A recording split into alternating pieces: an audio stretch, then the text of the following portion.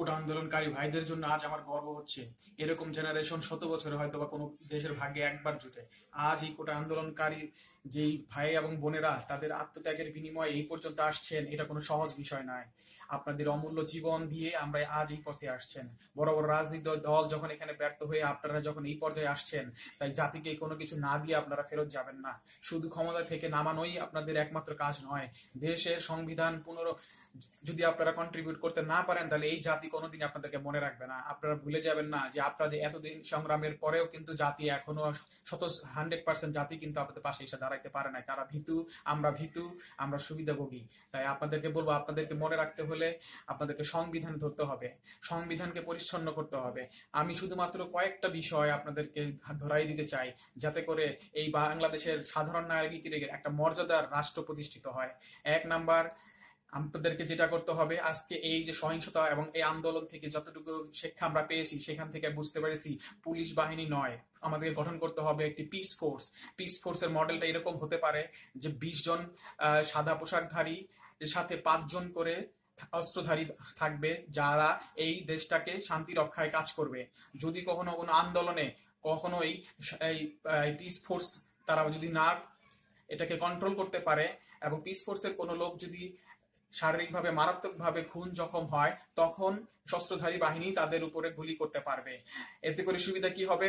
1 number সুবিধা, তারা এই অস্ত্রহীন 20 জনকে রেখে 5 জন কখনোই পলায়ন করতে পারবে না, নির্বিচারে গুলি করতে পারবে না, জনগণের কাছে জবাবদিহি থাকবে। আর একটা সিস্টেম, রিভার্স ভোটিং থাকতে হবে। প্রত্যেকটা নির্বাচিত প্রতিনিধির জন্য রিভার্স ভোটিং, ক্ষমতার মেয়াদ পূরণ হওয়ার আগে যদি 80% রিভার্স ভোটিং, অর্থাৎ ভোট দিয়ে জেতানোর পর তারা যে অহমিকা, তারা যে জনগণকে ভুলে যায়, জনগণের থেকে বিচ্ছিন্ন হয়ে যায়, এই জবাবদিহিতার জন্য রিভার্স ভোটিং সিস্টেম থাকতে হবে। অনলাইন ভিত্তিক হতে পারে, সেটা নিয়ে আমরা পরে কথা বলি কিভাবে বাস্তবায়ন করা যায়। রিভার্স ভোটিং এর কাজ হলো, যদি ক্ষমতায় থাকাকালীন সময়ে 80% ভোট উইথড্র করা হয়, তার মানে জনগণের সাথে তার সম্পর্ক বিচ্ছিন্ন, তাকে পদত্যাগ করতে হবে। এবং রিভার্স ভোটিং এর মাধ্যমে যাদের পদত্যাগ হবে, তারা মিনিমাম 10 বছর আর ক্ষমতা কোনো প্রতিনিধি হতে পারবে না। 3 নাম্বার, আপনাদেরকে আমি আরো বলি যে আমাদের আমলাতান্ত্রিক সুপ্রিমেসি জনগণকে আলাদা করে ফেলেছে, কাচের দেয়াল তৈরি করেছে, এটা ভাঙতে হবে। জনগণকে স্যার বলতে হবে, প্রত্যেকটা প্রতিষ্ঠানে এটা বাধ্যতামূলক করতে হবে। এবং শিক্ষকরা হবে সর্বাধিক মর্যাদা।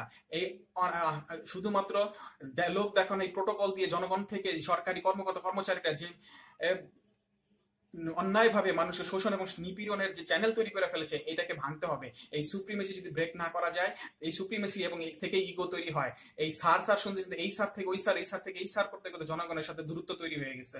তাই আজ জনগণ নির্যাতিত, নিপীড়িত, জনগণ টাকায় ট্যাক্স দিয়ে চলে, তারা পড়ালেখা করে যখন তারা ক্ষমতায় যায়, গভর্নমেন্টে বসে, তখন তারা আরো সাধারণ জনগণের থেকে আলাদা হয়ে যায় শুধুমাত্র এই সুপ্রিমেসির কারণে।